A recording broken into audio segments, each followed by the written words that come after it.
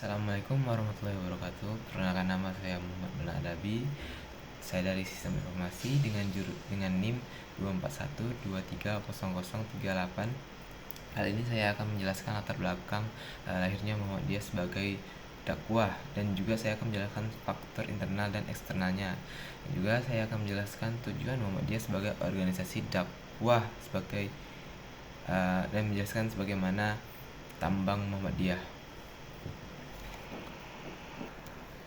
Nah, awal mulanya lahirnya Muhammadiyah sebagai organisasi dakwah dimulai dari 18 November 1912 di Yogyakarta, yang didirikan oleh Kiai Haji Ahmad Dahlan.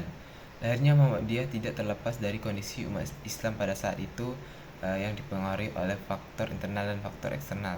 Nah, dari faktor internalnya berkaitan dengan kondisi umat Islam yang masih mengalami kemunduran dalam pemahaman dan praktik keagamaan, dan juga banyak masyarakat yang menyambarkan ajaran Islam dengan tahayul, bid'ah, dan kurafat, sehingga nilai Islam yang murni mulai menyimpang dari Al-Quran dan Sunnah.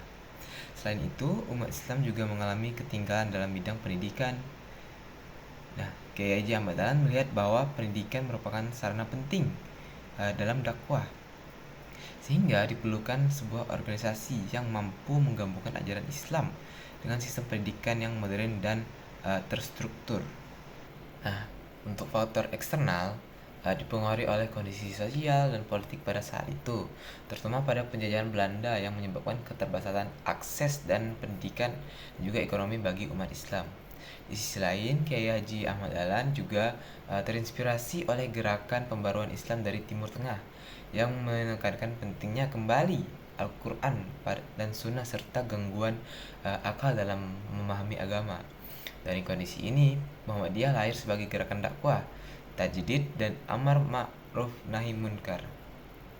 Ada pula tujuan Muhammadiyah sebagai organisasi dakwah, yaitu dengan menegakkan dan menjunjung tinggi agama Islam sehingga terwujudnya masyarakat Islam yang benar-benar adanya.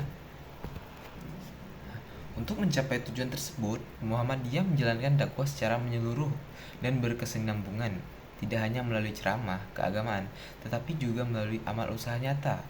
Beberapa bidang dakwah Muhammadiyah antara lain, yaitu pendidikan dengan mendirikan sekolah, madrasah, dan perguruan tinggi. Dan yang kedua, bidang kesehatan, melalui rumah sakit, klinik, dan layanan kesehatan. Dan yang ketiga, yang terakhir, bidang sosial dan kemanusiaan seperti panti asuhan, lembaga zakat, dan bantuan kebencanaan. Dengan pendekatan ini, dakwah Muhammadiyah bersifat praktis, modern, relevan dengan kebutuhan masyarakat. Dan yang ketiga, ada pula makna dari lambang Muhammadiyah.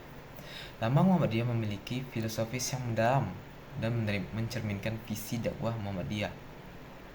Lambang Muhammadiyah berbentuk matahari dengan 12 sinar. Maknanya itu, matahari melambangkan Islam sebagai sumber cahaya, kebenaran, dan petunjuk hidup bagi umat manusia.